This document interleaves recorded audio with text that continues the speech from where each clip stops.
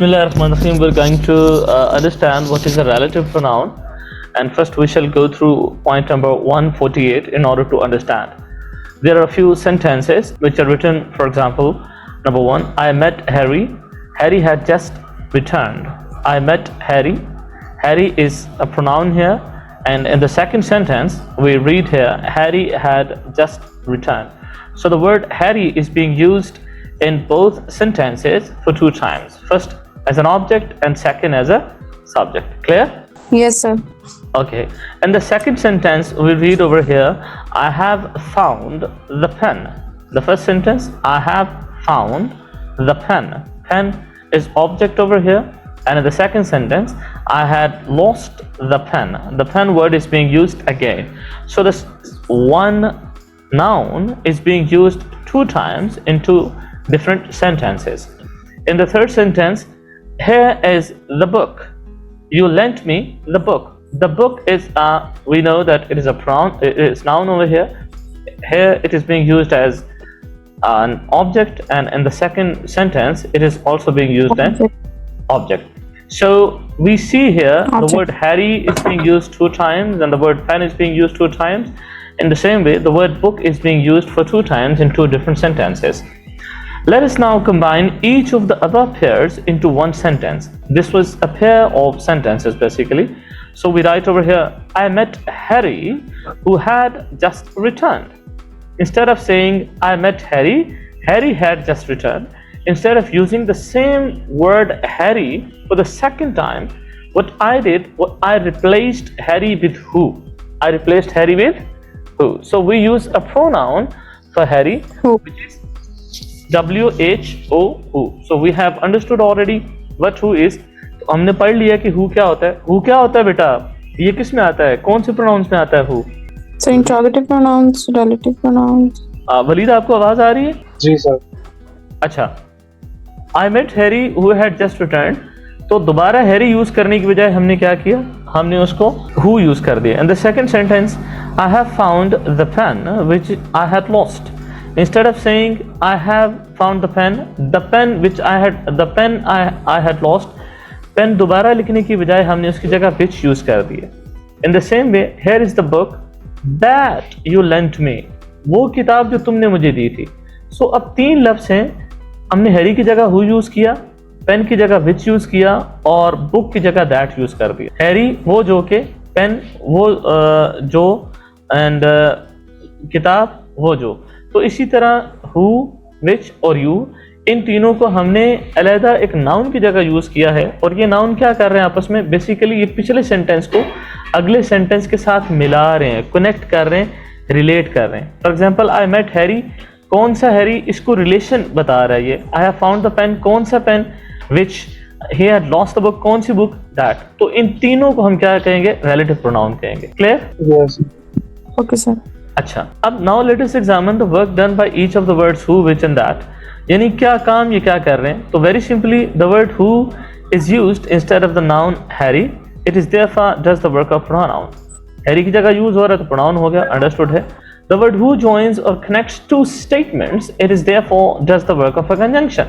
अब यहाँ पे जो pronoun है ये क्या कर रहा है? दो statements को जोड़ रहा है. I met Harry had just returned. Who जो है वो इन दोनों statements को जोड़ रहा है कि हैरी से मिला हूँ, कौन सा हैरी जो अभी रिटर्न किया है. एक statement ये होगी और दूसरी statement ये होगी.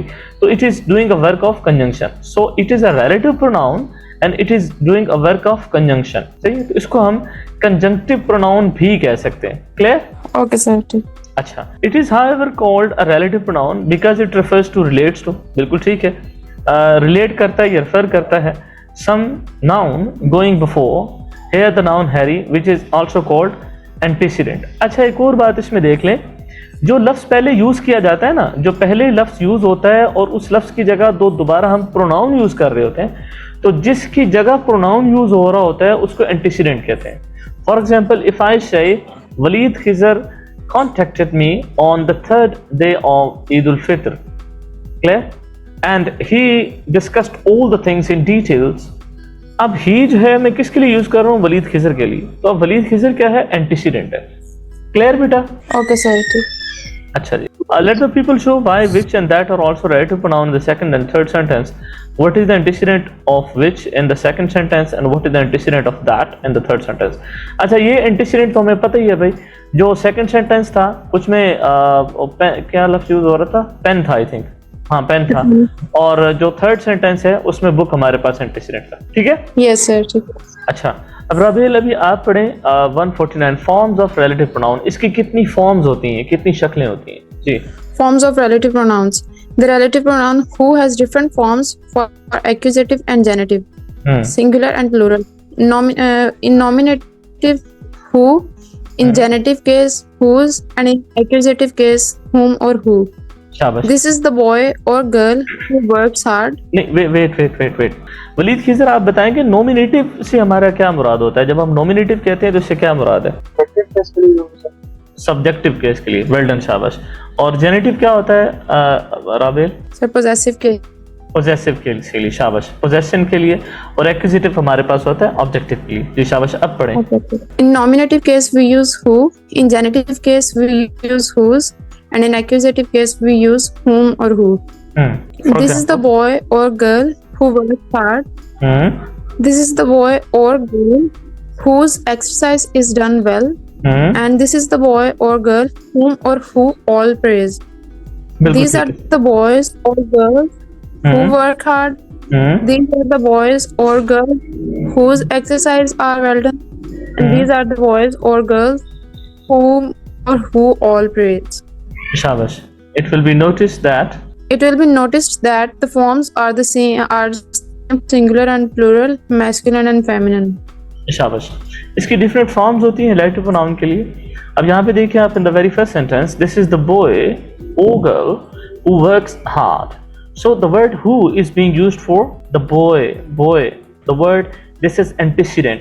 So who is a relative pronoun which is being used for the boy antecedent. And this is the boy who works hard. For example, the boy is subject over here. In the same way, who works hard, who is being used as subjectively. So who is doing the work of a subject because it is replacing the boy. In the second sentence, this is the boy whose exercise is done well. Now, जिसकी exercise की जा चुकी है.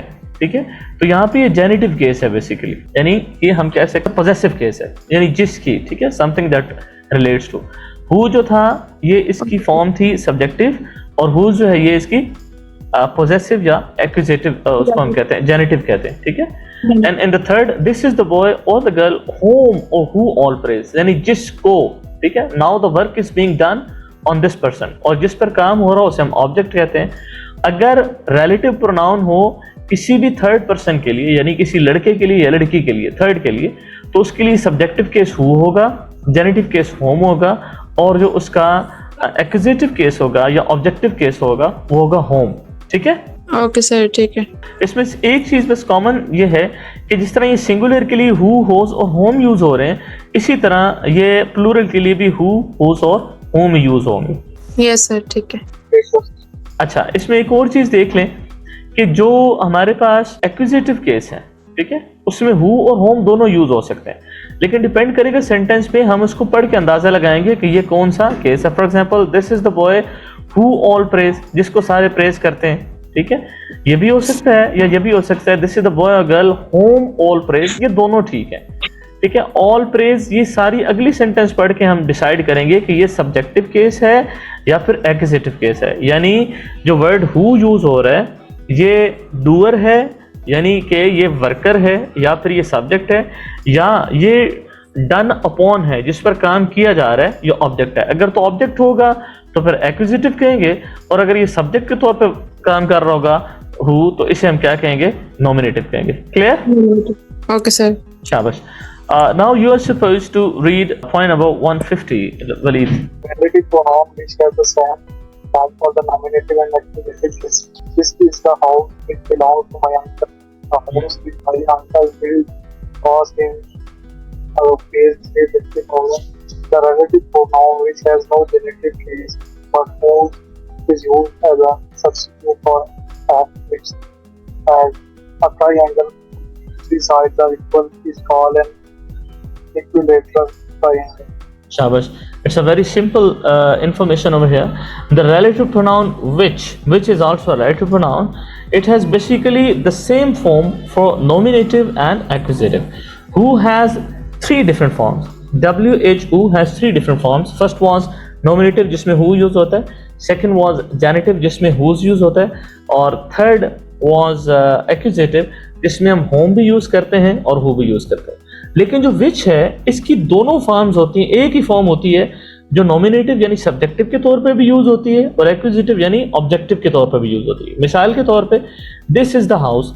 The house जो है ये antecedent हो गया और इसके लिए जो रिलेटिव प्रोनाउन हम यूज कर रहे हैं जो बिलोंग्स टू माई अंकल को जोड़ रहे हैं इन दोनों के साथ वो विच है. अब विच यहाँ पर एज अ सब्जेक्ट यूज हो रहा है. Which belongs to my uncle.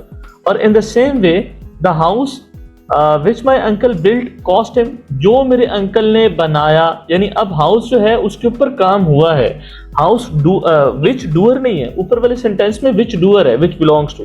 यहाँ पे which built which was built या विच इज बिल्ट. ठीक है तो ये डन अपॉन है. तो जो चीज डन अपॉन हो वो ऑब्जेक्ट होती है. तो ऑब्जेक्ट और सब्जेक्ट दोनों के लिए जो वर्ड हम यूज कर रहे हैं वो विच यूज कर रहे हैं. अच्छा एक दूसरी इंफॉर्मेशन भी है. The relative pronoun which has no genitive case but whose is used as a substitute for which. अब हम यूं नहीं कह सकते a triangle which three sides are equal. तो हमने विच के बजाय यहाँ पर उसको रिप्लेस कर दिया whose के साथ. ठीक है a triangle whose three sides are equal यानी एक ऐसी मुस्ततील जिसकी तीन साइड्स इक्वल होती हैं इज कॉल्ड इक्विलैटरल ट्रायंगल. उसको हम इक्विलैटरल ट्रायंगल कहते हैं. क्लियर है बेटा? Yes sir, ठीक है. वेल डन शाबाश. जी 51. The relative pronoun that has the same form in singular and plural and in the nominative and accusative. It has no genitive case. He that is content is rich. They that touch it will be defiled. Take anything that you like. शाबाश. अच्छा इसमें भी same चीज है. अब we are going to understand the relative pronoun that. पहले हमने who पढ़ा फिर हमने विच पढ़ा. अब तीसरा रिलेटिव प्रोनाउन दैट है has the same form in singular and plural. एक तो बात ये है कि चाहे सिंगुलर हो चाहे प्लूरल हो दोनों के लिए यही यूज होता है. दूसरा क्या and the nominative and accusative case in the same way which we have studies. हमने अभी पढ़ा है WHICH विच रिलेटिव प्रोनाउन. जिस तरह वो रिलेटिव प्रोनाउन नॉमिनेटिव और एक्यूजेटिव के लिए सेम होता है इसी तरह ये भी सेम होता है और इसका जेनेटिव केस होता ही नहीं है. For example they that touch pitch will be defiled. they कौन से वो he is a subject और he antecedent की जगह that यूज हो रहा है. that is content is rich. that is being used for he. तो ये इसका नॉमिनेटिव केस हो गया. they that touch pitch will be defiled. will be defiled. ठीक है यहाँ पे वर्कड अपॉन है that या they यानी उनको डिफाइल कर दिया जाएगा. ठीक है सो यहाँ पे ऑब्जेक्टिव की तरह इस पे यूज हो रहा है तो इसलिए एक्यूजेटिव है. Take anything that you like. यहाँ से ले लें व्हाटएवर यू लाइक जो भी आपको अच्छा लगता है. तो दिस इज दैट. इसका accusative nominative singular plural same होगा. शाबाश. 152 Waleed. This pronoun what has happened. जी बेटा the relative pronoun what is used only in the singular and has the same form in the nominative and accusative. Relative pronoun जो है what ये सिर्फ singular के लिए use होता है plural के लिए यूज होता है और दूसरा nominative और accusative में जिस तरह which था जिस तरह that था उस तरह what भी होता है. For example what has happened is not clear. what has happened is not clear. अब what यहाँ पे subject के तौर पे यूज हो रहा है. I say what I mean ये object के तौर पे यूज हो रहा है. He failed in what he attempted. So same is the case over here. Use of relative pronoun. जी रावेल आप पढ़ें 153. Sir, what का भी genitive case नहीं है. जी जी. Use of relative pronouns. It may refer to a singular or a plural noun. The man who is honest is trusted. Blessed is he who has found his work. He prayeth best who loves best. He who hesitates is lost. They never fail who die in a great cause. They are slaves who dare not be in the right with two or three. Who is sometimes used in referring to animals. Whose the possessive form of who is used in speaking of persons, animals, and also things without life, as the sun who rays give life to earth is regarded by some people as a god. This is the question whose solution has baffled philosophers of all ages. More properly, this is the question, the solution of which has baffled philosophers of all ages. बिल्कुल ठीक है शाबाश. देखिए पहली बात तो ये कि जब as a general rule who is used for persons only it may refer to singular plural. Who persons के लिए यूज होता है, ये सिंगुलर के लिए भी हो सकता है, प्लूरल के लिए भी हो सकता है। The man who is honest is trusted, ठीक है।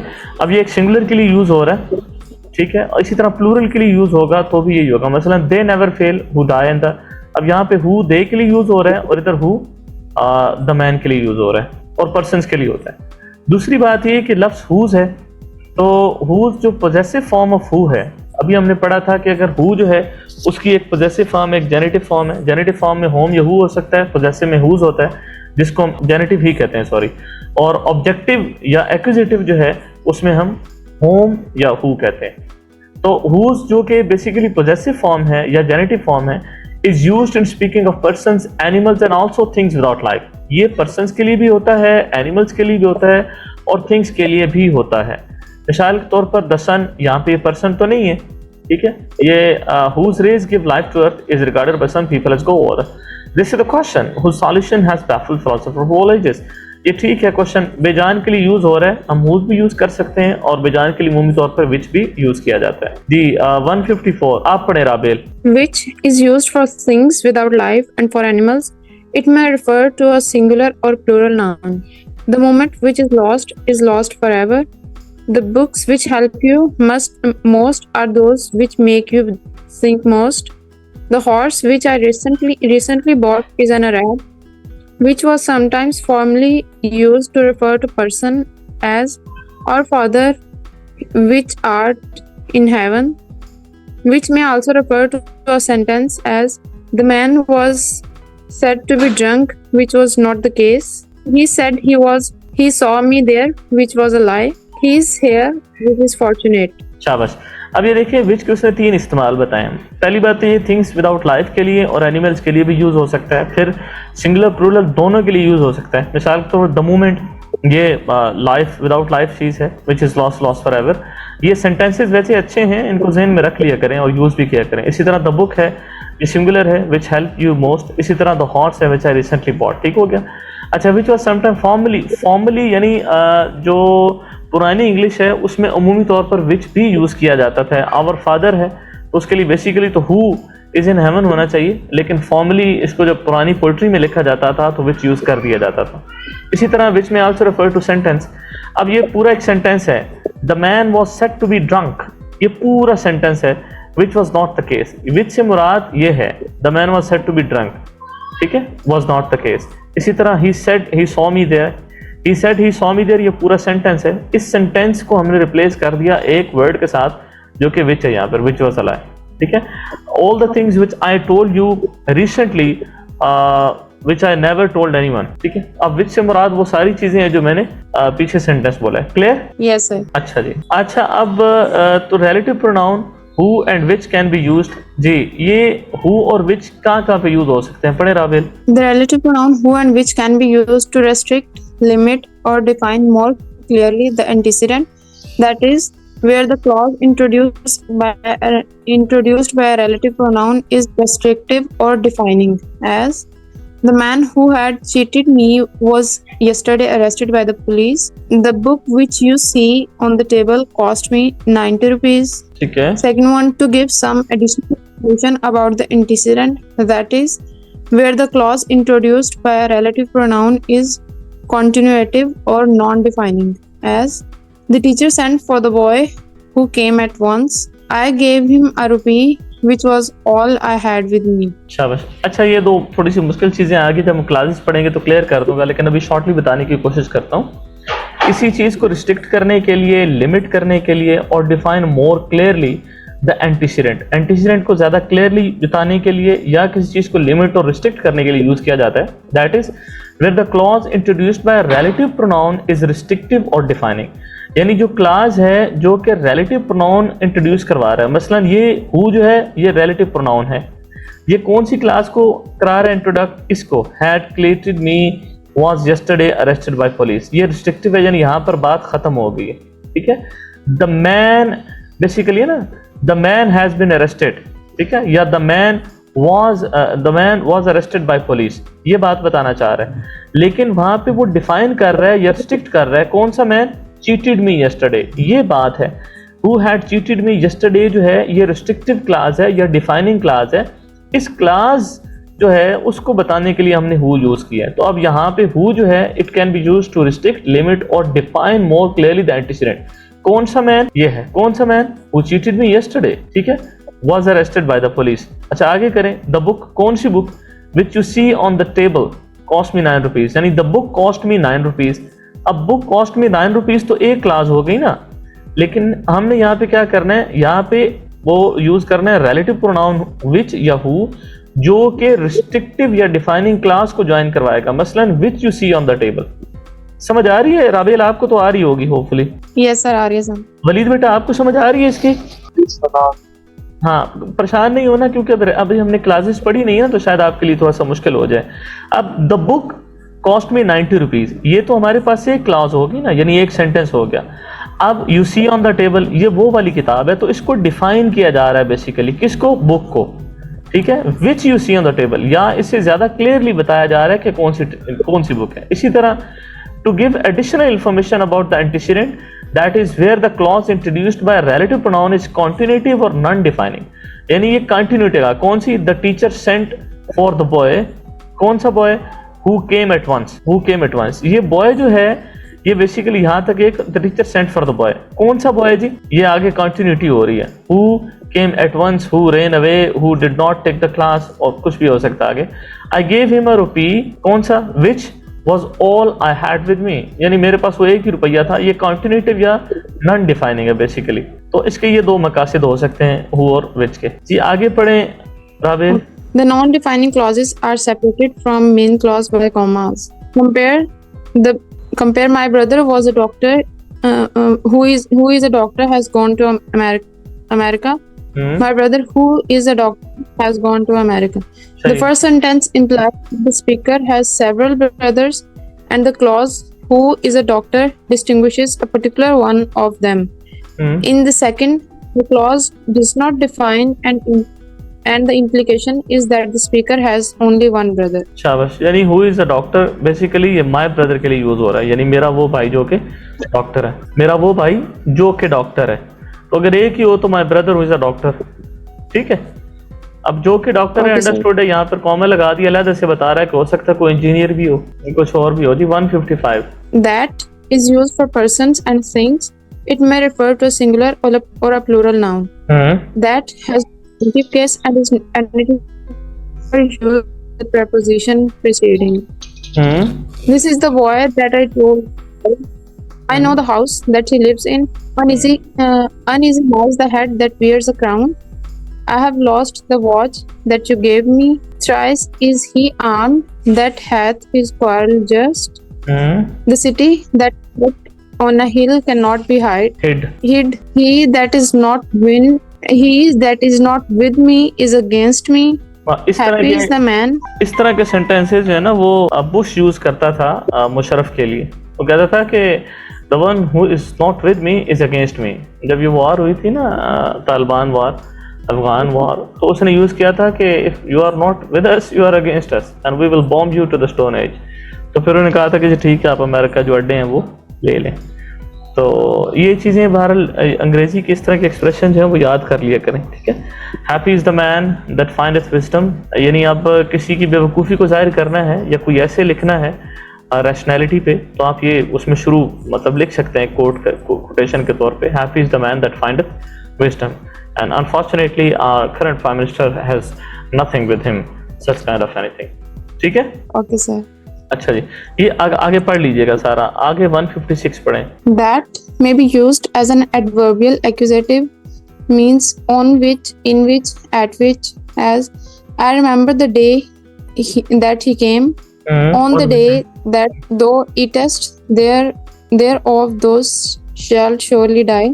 इसको फिर से पढ़ें सेंटेंस को। On the day that thou eatest thereof thou shall surely die. अच्छा, दाओ कहते हैं आपको, तुम्हें, ठीक है। On the day that thou eatest thereof thou shalt surely die, यानी जिस दिन तुमने खा लिया उस दिन तुम मर गए। अब दैट यहाँ पे ऑन डे है, एट विच डे हम कह सकते हैं, यानी विच, इन विच, एट विच और ऑन विच के लिए भी दैट यूज होता है। जी आगे 157। As the relative pronoun that has a restrictive force, it sometimes become unsuitable as the of who or which. Thus, I cannot say my father, that is a schoolmaster, is 50 years old. I must say my father, who is a schoolmaster, is 50 years old. ठीक है. But if I happen to have more than one sister, I can say my sister that has been adopted by my uncle is ill. शाबाश. But if it have one with one sister. सही है. ये इसका excessive जब use करेंगे तो आपको idea हो जाएगा. यानी अमूमी तौर पर जब हम हु की जगह दैट यूज़ करते हैं तो we can make a mistake. तो इसको ध्यान से करना चाहिए. जी 158. The relative pronoun that is used in preference to who or which. First one, after adjectives in superlative degree, as he was the most eloquent speaker that I ever heard. The wisest that ever lived made mistakes. This is the best that we can do. Second one, after the words all, some, any, none, nothing, the only, as all is not gold that glitters.